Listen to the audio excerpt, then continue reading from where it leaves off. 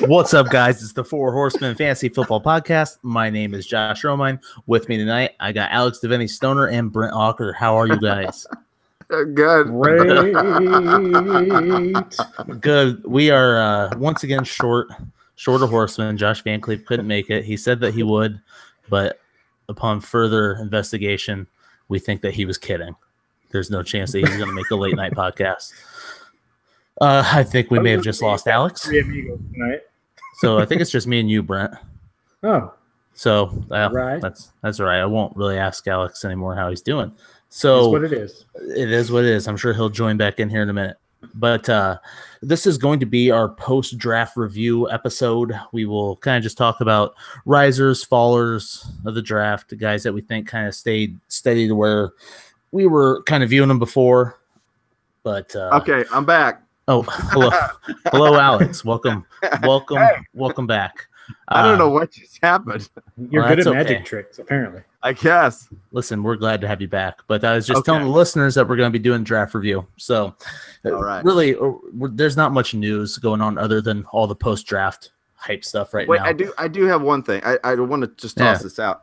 The Des Bryant thing that's going on. You can't even let me ask my question. I have it written down. Oh, Can I I'm read sorry. it? I'm sorry. Go ahead. It's okay. I say the one piece of news that I do have: Des Bryant, 3 weeks in, and per a Bleacher Report article, lots of teams aren't even interested in him at the league minimum. Yeah. I'm assuming that's what you were wanting to talk about. Well, yeah. I mean, okay. So the Ravens offered him a 3-year contract for $21 million. He turns that down. Mm-hmm. That just seems like. I mean, okay. I think he's worth that. Yeah. I think he should have taken the deal. Right. I mean, it's obvious that he's not going to make more than that. And as a matter of fact, if he goes back to the Ravens now, they're probably going to say, we'll give you less than that. Right. You know, so I think it was a bad move on his part.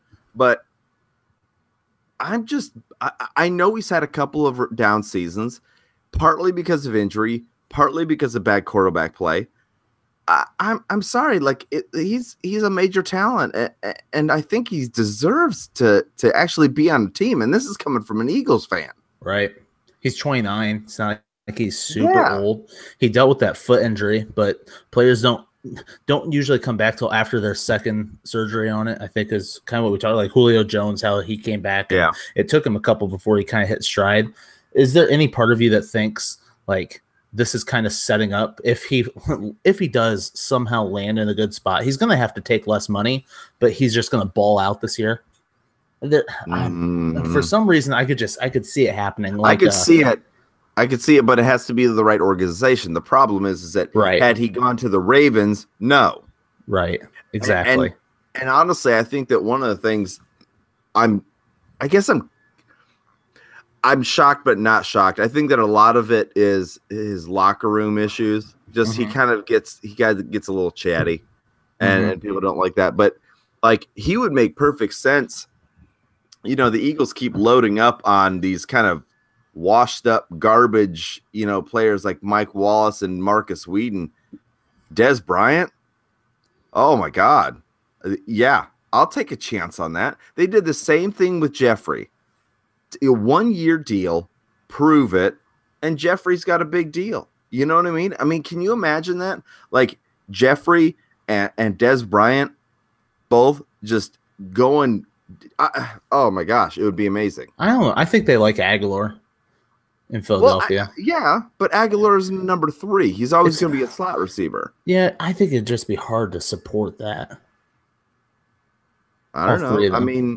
I mean, they supported. They supported those two and 2 tight ends. I mean, Trey Burton was involved quite a bit. All the running backs were involved. I understand there's a lot of mouths to feed, right? But I could see it being beneficial, at least for like maybe your wide receiver too.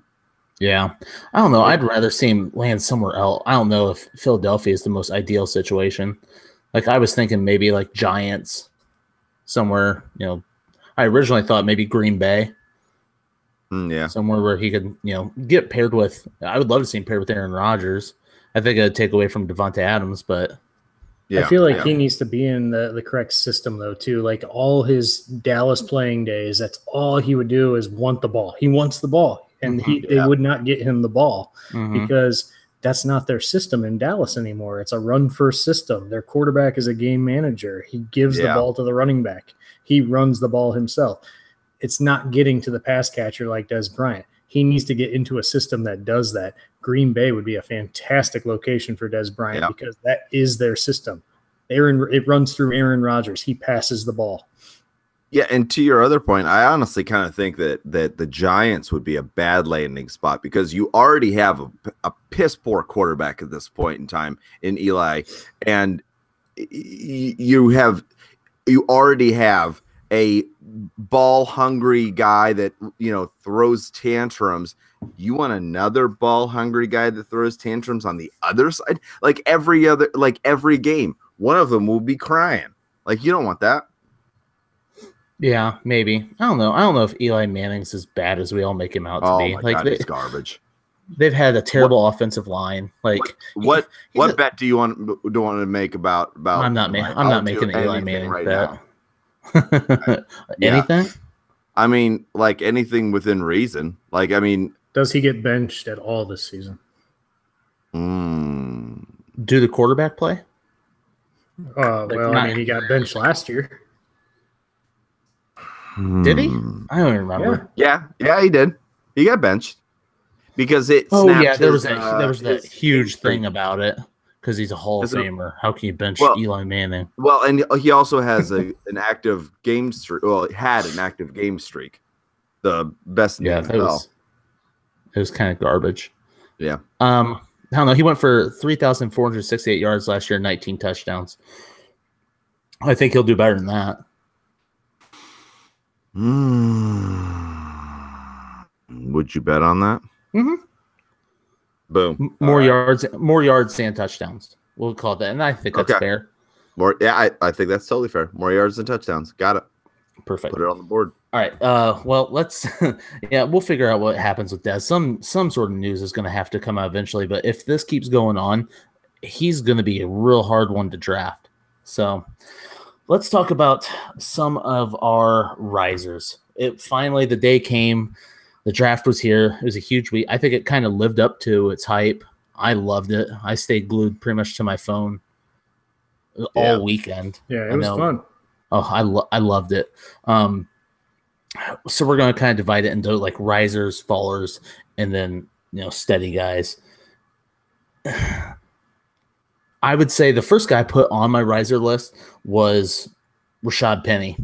Kind of was one of the bigger surprises of the first round. Seattle drafted him 27th overall. I think a lot of guys were surprised. Were you, Brent?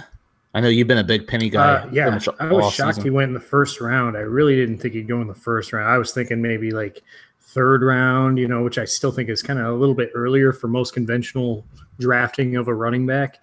Rashad Penny, when his name was called, I remember looking at Alex and I was just like, what the bleep? And we were both like just shocked by the location. And because they were so high on Chris Carson, they were high on CJ Procise. And then for them to go out and draft Rashad Penny, who we thought was maybe like the fifth best running back, sixth best running. I mean, most rankers did think that. And it was just shocking to see. But you saw that as a position of need, but it wasn't really fitting of their system and their draft. They have a lot and they have a lot of positions of need in Seattle. So it was really surprising, but it's a good, as far as like opportunity goes, you got to think that's a really good landing spot for him. That's the biggest word for Rashad Penny going to Seattle is he'll have the opportunity. He's a first round drafted running back. Anytime that happens, they get touches, they get volume, they get the opportunity to produce, especially for fantasy. And I don't see that as being an exception in this pick either with Rashad Penny. So 100% right. Opportunity all over the place. But they have a terrible offensive line.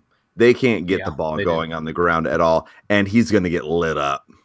And so my worry is because they didn't address the other issues in their team. Honestly, Carson probably is a good running back and probably could have been a sufficient starter, maybe even an RB2 for you. That's obviously gone out the window. Man, poor VC. He lost. Oh, man, he had a rough – the draft was rough for VC. Too bad he's not on here to talk about it. But yeah, I mean the fact that Penny skill set that people loved. He was one of the most productive running backs in college last year. Yeah. And he came out from Donnell Pumphrey's shadow at San Diego State. And once he did, man, he lit the world on fire. I think he had 7 returns, like kickoff returns, punt returns for touchdowns also. Like, Jeez. He wasn't just productive in the running game. He wasn't just the best rusher last year.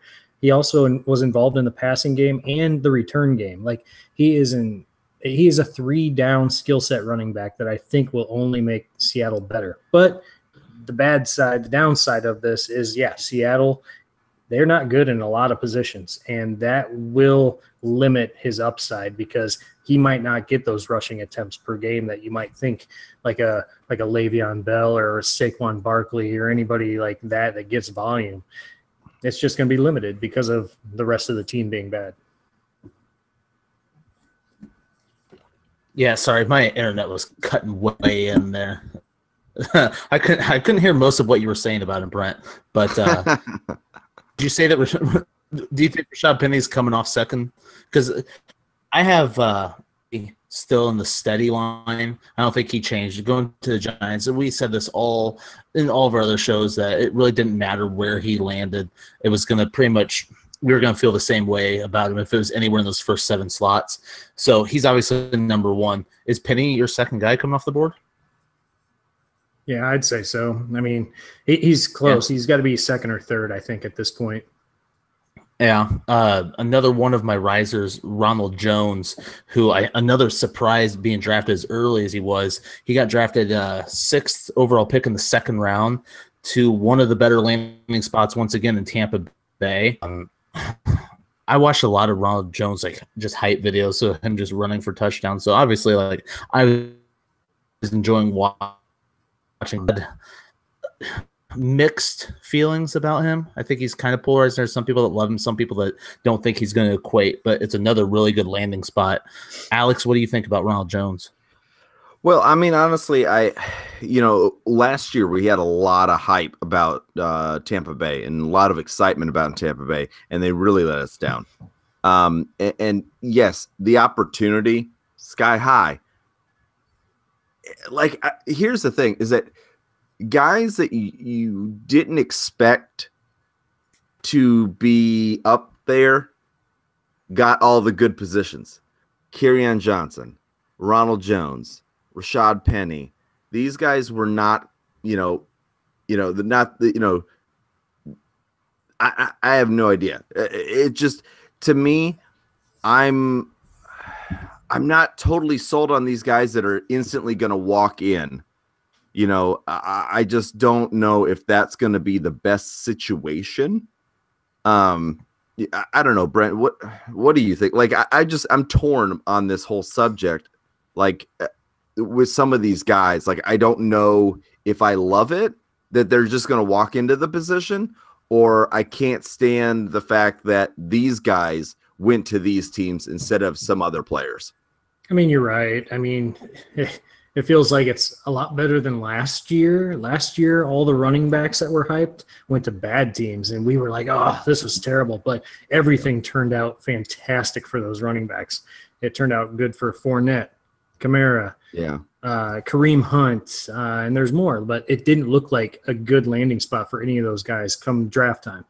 But like this year, some of these guys have that opportunity to take over that position in those teams. Talking about Ronald Jones, the guy is great in space. If they can actually move the ball with their run game at all, I think Ronald Jones, if he gets into space, could really provide that spark that they need. He has a great highlight film. Like, he's got some really good runs. But the thing to knock on him is his receiving game. Like, Yeah. We don't know if he's a good receiver or not, but they have Charles Sims coming back this year too. So I like Ronald Jones' upside for sure just because of that. But going back to what you were talking about, though. Oh, go ahead. Yeah. Oh, no, I was just going to say, yeah, like it could be amazing, honestly. I mean, that team we keep looking at as this like rising team. Right. When do they bring it together? Yeah, exactly. So, I mean, maybe they bring it together. You know, when we're talking about Penny, Seattle is missing so many pieces. Tampa Bay is not missing that much. And so they just need to put it together. And if that is what happens, Jones could be in the discussion of maybe, the number one rookie. I could see that based on the opportunity. Yeah, and I feel like Rashad Penny, he went to such a rebuilding team. Seattle cut so many superstars from their team. Yeah. They're definitely in rebuilding mode for the next couple of years. Who knows how long? But I mean, Rashad Penny could be this year's Samaje Perine. Yeah, I mean, you know what I mean? Yeah. Could be. He has the opportunity, but can he really produce at that high level? We'll see. But Kerryon Johnson going to Detroit. That's where I was going next. Crowded backfield. It's a crowded backfield. It's a crowded backfield of crap. Like it's so much garbage. I mean, Theo Riddick is going to be their third down guy. He's the pass catching role. I mean, so you're looking at who's going to take over that first, second down role. You've got LeGarrette Blount. You've got Kerryon Johnson, the rookie now. I mean, who's going to get the touchdowns? Is it LeGarrette Blount? Who makes the team? Does Zach Zenner make the team? I mean, there's just so much. Amir Abdullah, I mean, he's still there too.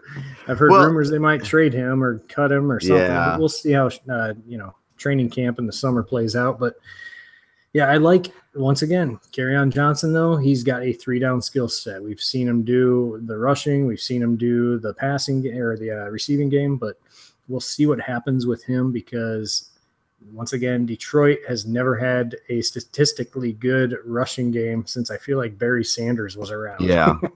So let's see if Kerryon Johnson actually plays out. They have a curse as well on their second round picks in general, not to mention the fact that there's a sprinkling of running backs in there. So, I mean, there's like, I feel like Detroit has the backfield that is like the parallel opposite of what the Eagles have. Like the Eagles have all these running backs and they figure out a way to use them all and they all perform fantastically. Detroit has all these running backs and somehow can't get somebody good. You know what I mean? And they've invested a lot. They're spending this high capital in the draft. Absolutely. To pick running backs, and they're not getting them going. And I don't know if that's coaching. I don't know if it's their offensive line. I feel like they've improved their offensive line the last couple of years. Romine, what do you think about Detroit and Kerryon Johnson? All right. So, you and I have kind of talked about Kerryon a little bit before. The fact that they traded up to get him makes me open up my eyes a little bit wider, trying to see what they're really thinking. You know what I mean? Like they obviously liked him. There's something that they saw in him. I was listening to another podcaster. I think it was Pro Focus. I think it was Tagliere that was talking about how Kerryon's already said that he doesn't see himself being a feature back in the NFL. So, being a 3-down guy, I worry that we're going to put these high expectations on him. That's, we had huge expectations for Abdullah, and we saw how that worked out. Well, I had huge expectations for Abdullah, but I don't know. When you look at that, it's like, okay, first off, that's kind of the humble way of going. You got the guy that's like, oh, I'm a 3-down back. I'm, unstoppable. Then you got the, I'm a team player. I could do 2. Like, I feel like, honestly, Detroit just is trying to find that piece. Like they just try and try and try and try, and they can't find that piece. And they're starting to run out of time with Stafford. And I think that's what they're looking at. They're looking at, okay, they ran out of time with Calvin Johnson. Earlier than that, they ran out of time with Barry Sanders. Now, are they running out of time with the best quarterback that they've had in a really long time? Mm-hmm. And so they're trying to put something in there. They are rebuilding that offensive line. I talked with a friend of mine. He was really upset about their first round pick. That was it a guard? Can't remember if it was a guard or a tackle, but it was a center. This year? Center. That's right, center. Okay. He's a really good center. And I was like, no, that's a great pick. Yeah. That's what they need. It's not flashy. It's not like Detroit, like getting a wide receiver or something, but it's definitely something that they really needed, and I think that they're moving in the right direction, and I could see him being successful. Yeah, and it's another guy that I like to have the opportunity because Abdullah underwhelmed. Theo Riddick is great pass catcher. They have room in that system, especially if they can, keep improving that offensive line the way that they've put investments into it. Like, they had a good draft. I really think that Detroit drafted well. Your buddy should be, I would say, thrilled with the way that their draft went. They've got a whole new coaching staff too, so we don't even know what to expect coming up. I mean, exactly. They kept all the offensive coaches, but they got all new defensive coaches, and Jim Caldwell's finally out of there. Finally, we'll finally see free Matthew Stafford, even though he's been throwing the ball everywhere, but maybe he's more efficient with his throws. Maybe we see some deep passes, but maybe they get that running game involved. The biggest knock on Detroit that I can tell with Caldwell is that when they would get up, he would let off the gas every single time, and they would come back. And that's what they need. They need somebody that's just going to step on throats, Yeah. I feel like that's Patricia too. yeah, it is. Yeah, he's gonna have the Hawaiian shirt on, the sideline, just throwing down, pounding Bud Lights. Oh yeah, he's gonna be throwing back those beers. I have no idea. I'm purely judging this just off looks. He just looks like an awesome dude. I like him, and I should hate the Patriots. Nice. He was really nice. Seems super nice. Brent? Yeah, at the combine, he just looks like such a normal guy. He even trimmed up his beard for the combine. Yeah. He trimmed up his beard on the day after the Super Bowl, because when they announced him, he had this trimmed up beard. It was like, dang. He went home and shaved that night. He's like, screw this. Of course. I would like to see him do well though, because he does. Yeah. He just seems like a good dude. Yeah. Now, Josh McDaniels, I hope he fails miserably. God. That guy needs to jump off. I want to talk about one more running back in my riser list. Royce Freeman, drafted 7th overall in the 3rd round, went to Denver. Yeah, right? Why do you love it? It's just they bring in a new quarterback that seems to be much more of a steady quarterback than anything they've had recently. Case Keenum, I think, will actually be able to get the ball to Demaryius Thomas and Emmanuel Sanders, which their running game has been kind of stale lately too. They keep bringing in offensive linemen, but finally they spent capital. It's a 3rd round draft pick on Royce Freeman, a guy who was very successful in college. Had he was a 4-year starter at Oregon, put up huge numbers. Oh, yeah. And I'm just excited to see him break out in an offense that should have a decent passing game. They've got a good coaching staff, a good defense that could support that running game. He is easily a 1st down, 2nd down running back, and I could see him being a 3rd down running back also. Even though I 1,000% disagree with Brent on his evaluation of Case Keenum and their passing game, I 1,000% agree with him about Royce Freeman. Of all of the players that kind of felt like the players that were on that kind of I guess 3rd tier, since Barkley was on his own tier and then there was a tier, all those guys that went to the really good opportunities, I like him the most. I feel like he could be the biggest contributor and possibly end up being, a starter for years to come. So I loved them picking him, and I'm honestly really mad that I don't have like the stock in him, and we're going to talk about one individual that I'm a little frustrated about, but we'll get there. Yeah. Which one do you want to talk about? Because I'm ready to jump into it. Honestly, I'm assuming it's Michel. It's Sony Michel. Yeah. I'm not saying that he can't contribute. I'm saying historically, Bill Belichick hates running backs, treats them like dirt, runs them into the ground for a season, tosses them away. If they miss a meeting, they are never heard from again. Jonas Gray. I can't tell you how disappointed I am that Sony Michel is on the Patriots. So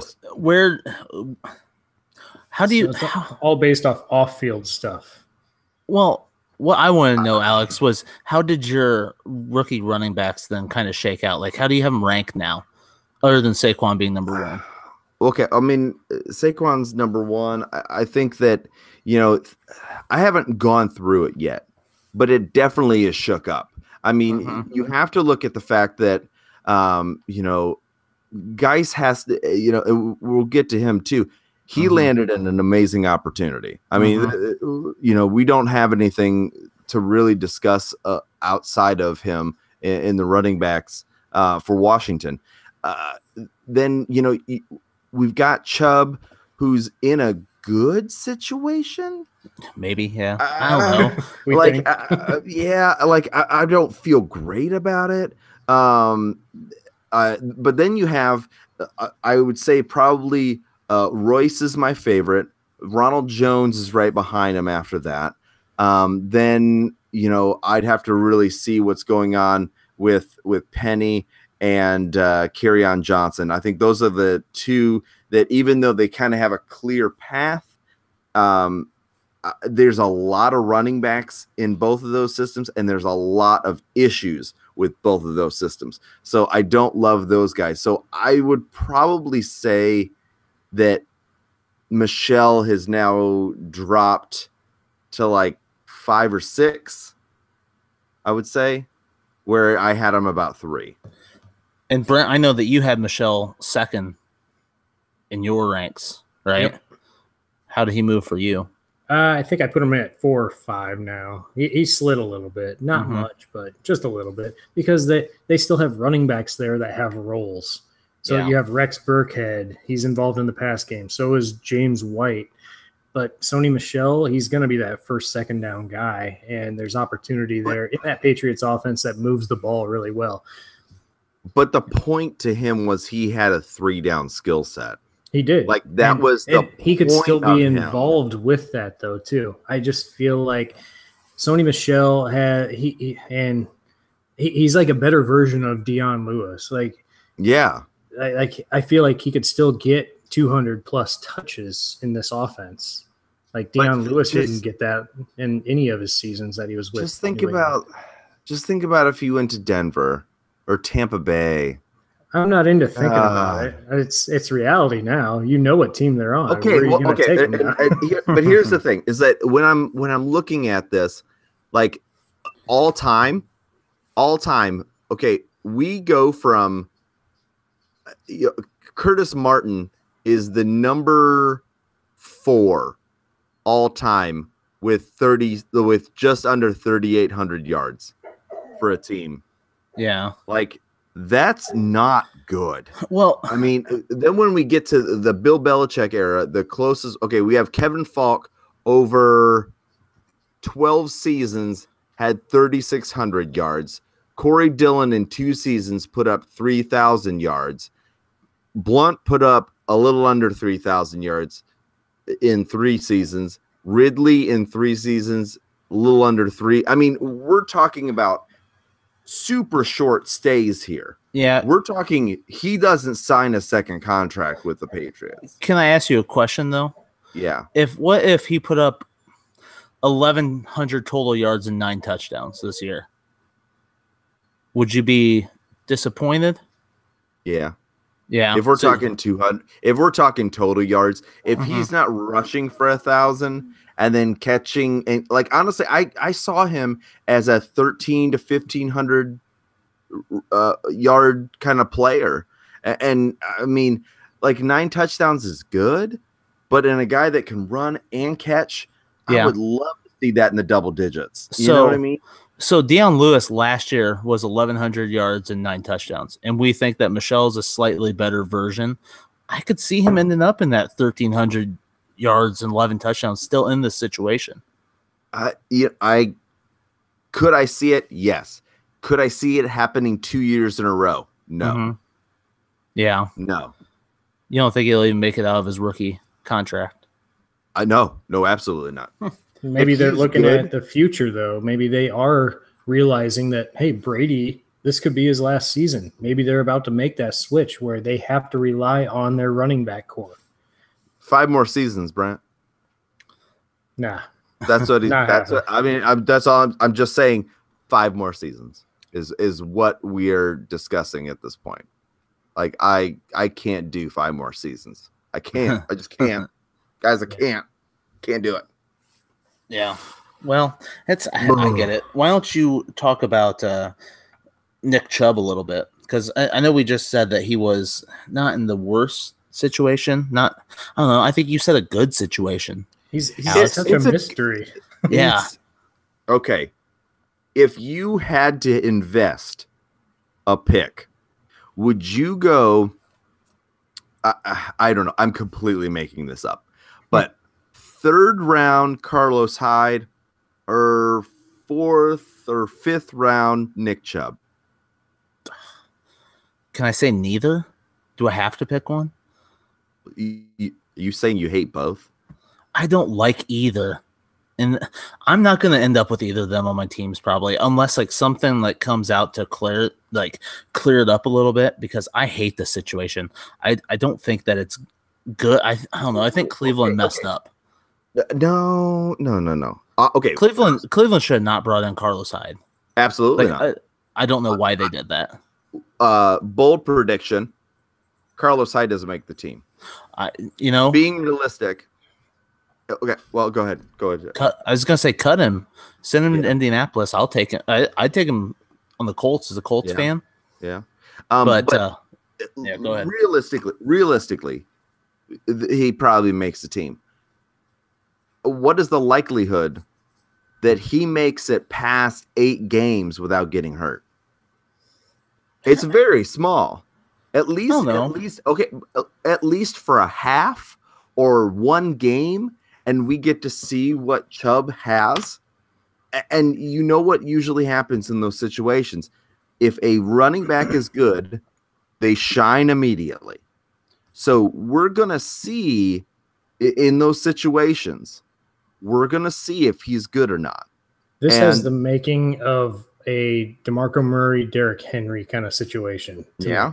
Yeah. It Where you could. have a guy that's been successful in the league, goes to a new team, they draft a running back, and he sits for a year, and we'll see what happens. He's good when he has the opportunity, but Carlos Hyde, and I heard something on another podcast today, and I think it was Matthew Berry that said this, but maybe they cut like a Duke Johnson, because Carlos Hyde, he's actually caught the ball extremely well in his career. He had almost 60 catches last year alone, 60, which would have placed in like the top 5 for running backs.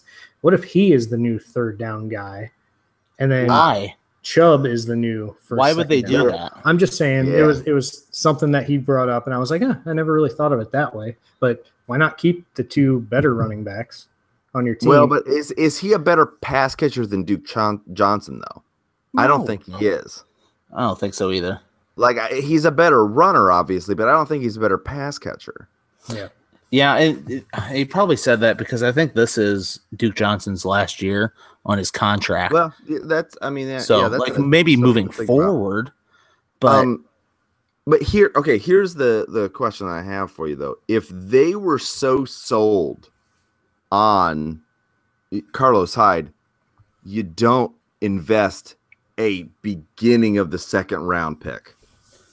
Yeah. You know, and now that has nothing to do with performance. It has nothing to do with what actually will take place. But if you are sold on a running back, you don't go out and basically get the same type. Like if you would have gotten a really good Pumphrey or Duke Johnson or something like that in the second round, and you look at Carlos Hyde and you're like, well, you know, they got somebody that can kind of spell him, maybe be a kick returner. You can make all those kinds of things. Nick Chubb is has at least the 2 down back, maybe can develop a little bit better. I mean, he was pretty close to Sony Michel. So I think that he gets knocked for his catching ability, but it's actually pretty close to what Sony Michel was doing. So I think that he is a 3 down back. Carlos Hyde, when healthy, is a 3 down back. Why did you draft him that high? That's my question. If they are sold on, we're supposed to believe that they're sold on Carlos Hyde.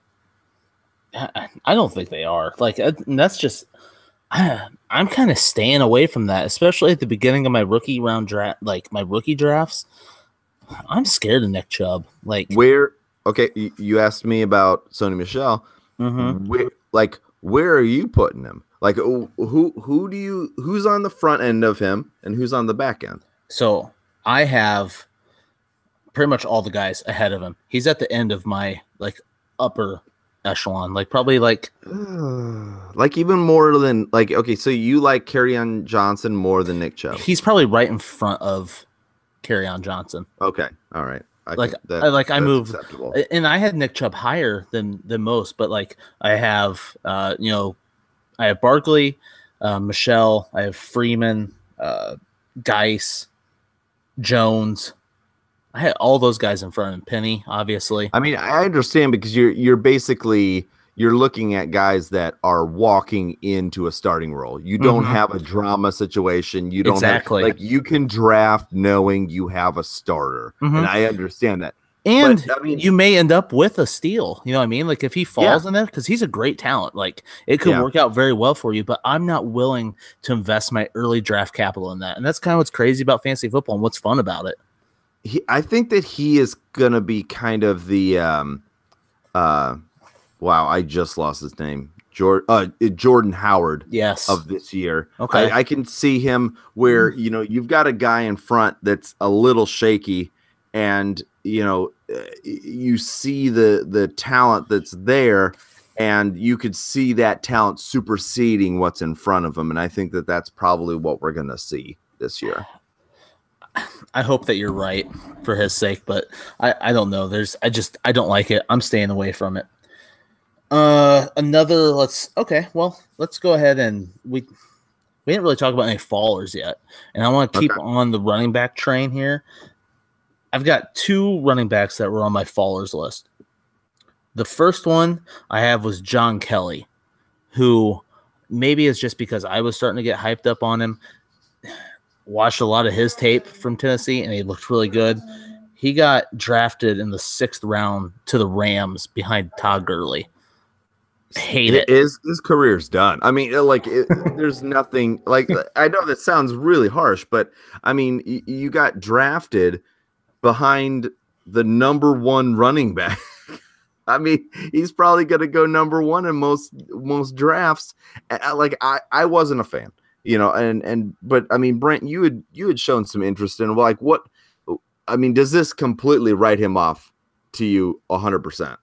I mean, unless you're taking him as a late round flyer, maybe a best ball. I don't even know. I probably wouldn't even draft him in best ball, but he has an extremely high quality passing down skill set. But he didn't seem to work real well in the rushing game, I didn't think. But him going to the Rams is absolutely the worst situation possible. He's not going to get any touches. Todd Gurley commands almost every down in that offense, and he wants to be on the field for every down in that offense. Yeah. I just don't see any room for John Kelly to have any sort of fantasy impact this year, next year, maybe the year after. I don't know, but yeah, I mean, the only thing that you could hope for in a dynasty situation, if for some reason you have, like in our league, if you have a taxi squad, I mean, basically he is a stash and wait. If Todd Gurley goes down to injury, that's it. I honestly, I think you're hoping he gets cut. Like, he's a 6th-round pick. There's no guarantee he makes the team. You're hoping he gets cut and goes somewhere else. That's like the best case scenario. 100%. You're 100% correct. Yeah, you're totally right. I mean, that's literally the only way that he can be effective. Like, like there's just absolutely nothing. There's nothing. Gosh, and VC drafted him in the 1st round. Yeah, that's, in our league, we do our 1st round before the actual draft. And this is exactly why we did it. Like, it's fun. Yeah. And if you're on the other, like, I got Ronald Jones 8th overall. I don't think Ronald Jones goes 8th overall in a draft if we're drafting now. So, like, I feel really good about it. Poor Van Cleve drafted Kelly 6th overall with actually a pick that I traded him. So, like, it felt really good. The picks right after him were Royce Freeman and Ronald Jones back to back. So I'm sure he's gonna love listening to this. Oh God! Well, and here's kind of the thing, and Brent, you and I talked about this. Is that after Rashad Penny, like I would have nothing to do with that back half of that 1st round, nothing at all. And now that back end of the 1st round looks like the better half. It's crazy, isn't it? It is crazy, and that is exactly why. Like when we decided to do this, I was so excited because this is the reason why we did it. Because it all depends on where they fall. It all depends, and you have all these guys that went to teams where they're going to have all these opportunities, and you had one guy go in the 6th round to a team that is never going to use him. I mean, whew. Yeah, no, it's crazy. Another guy though that we were kind of talking about around that same area, Josh Adams, didn't even get drafted. I'm blown away. He went undrafted. Went to the Eagles. Yeah, which I'm excited about that from a standpoint of I think that he has talent. The guy is jacked. I mean, man, but I don't like. There were some bizarre slides to me. We had guys, just unbelievable slide in my opinion. I could not believe how far he fell. Even when what was that offensive tackle that with that like weird mask bong thing that God dang, I just lost his name. He only fell a few picks. Like guys fell. I mean, I saw him as early as the 15th pick to Washington, and he just tumbled. And I mean, that was just crazy. You also look at what was his first name? Rudolph, quarterback. Mason Rudolph. He ended up going to the Steelers in the 3rd round, but I saw early mock drafts that had him going in the middle to late middle 1st round. Yeah, and that was the thing. Like with quarterbacks, it was kind of different. Like the Ravens traded up and got Jackson right there at the end of the 1st round. And then you didn't see another one in the 2nd round until Rudolph fell. You're exactly right. Laramie Tunsil is the guy that you were trying to think of from last year. That's it. But last year was a couple years ago. It was last year.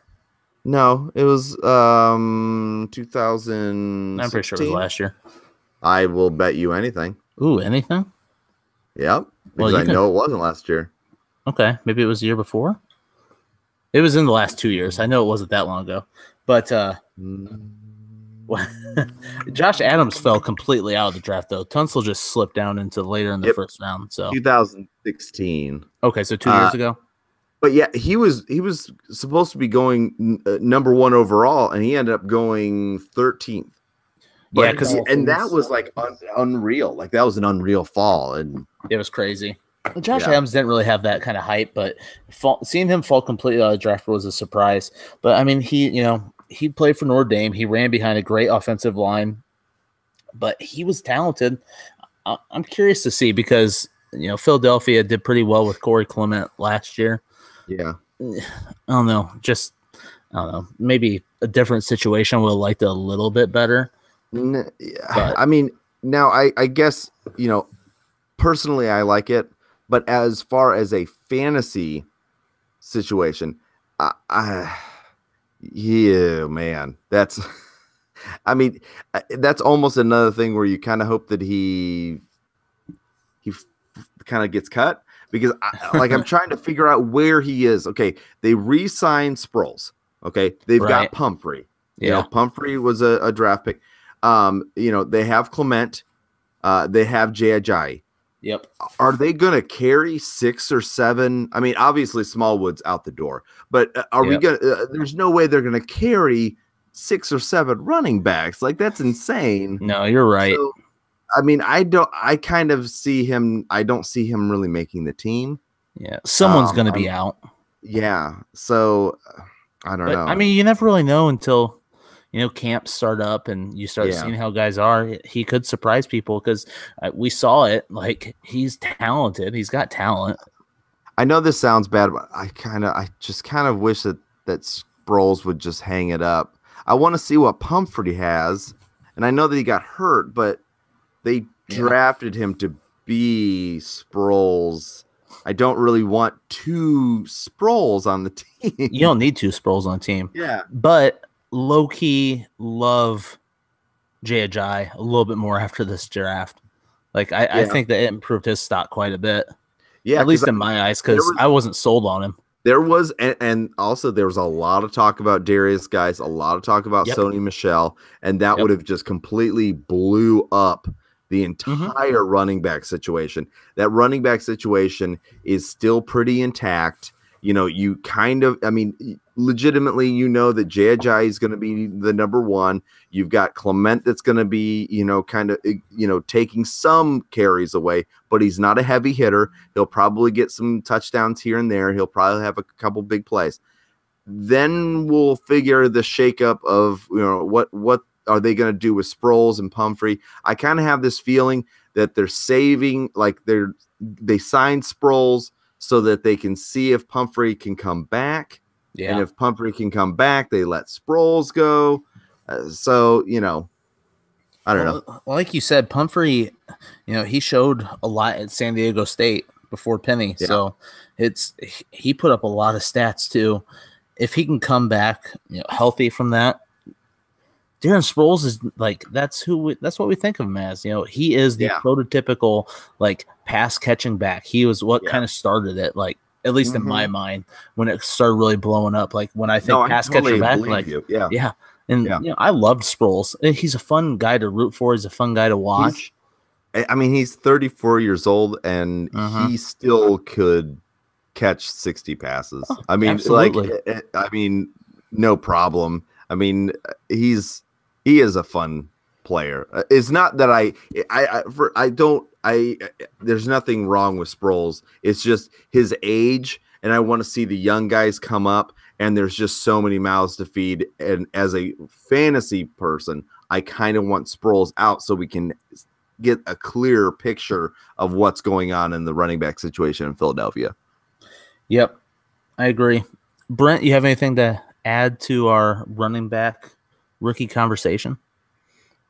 No. we originally were going to kind of talk about the guys that were already there and how it affected their roles.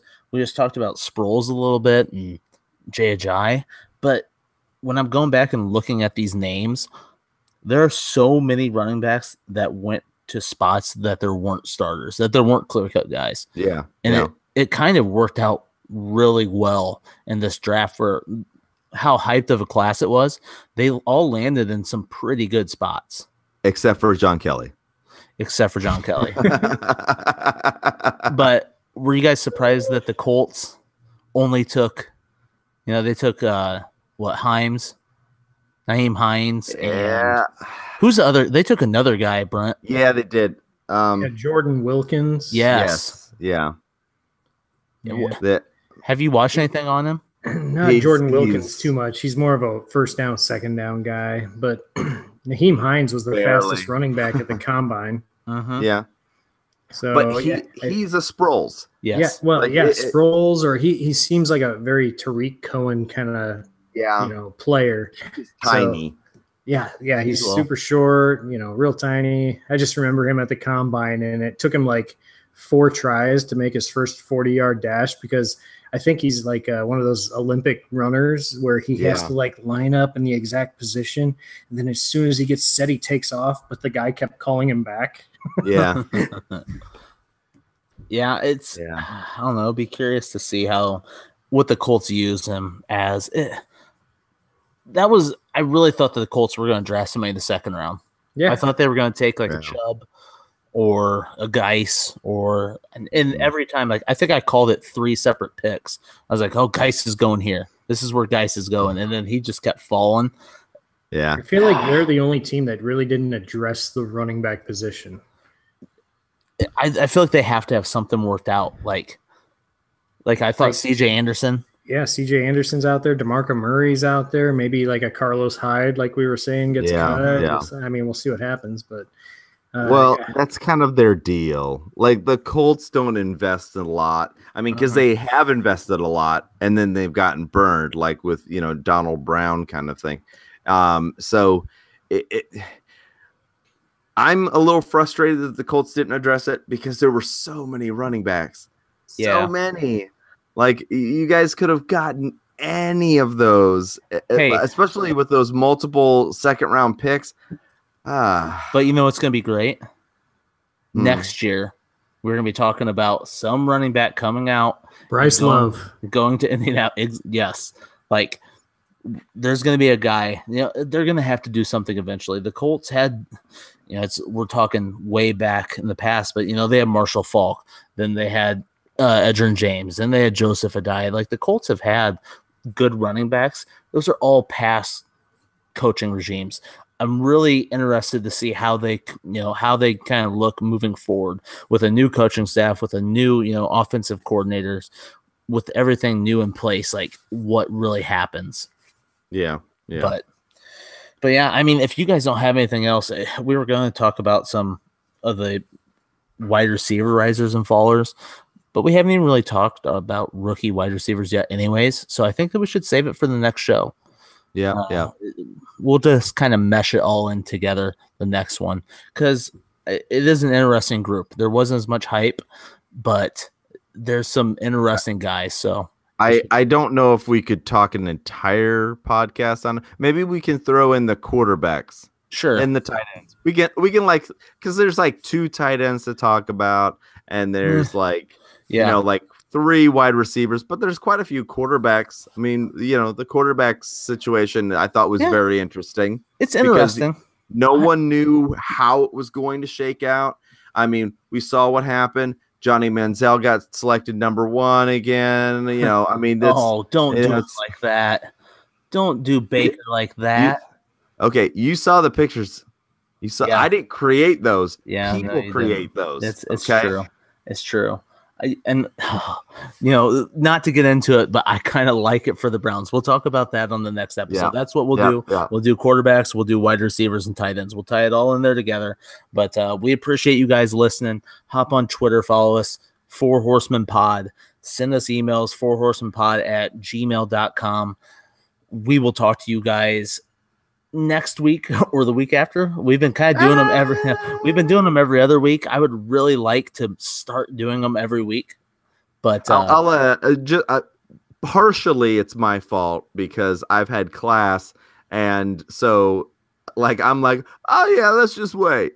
Yeah, and legitimately I've only missed 1 episode. Legitimately, you guys can do it without me. Yeah, but I don't want to. It's because we don't know how to use Google Hangout. Like, me and Brent are clueless, and now that Van Cleve is, it's true. You need me. You need me. We need you. We can't do it without you, or else we would. But we will talk to you guys in the next week or 2. So, peace.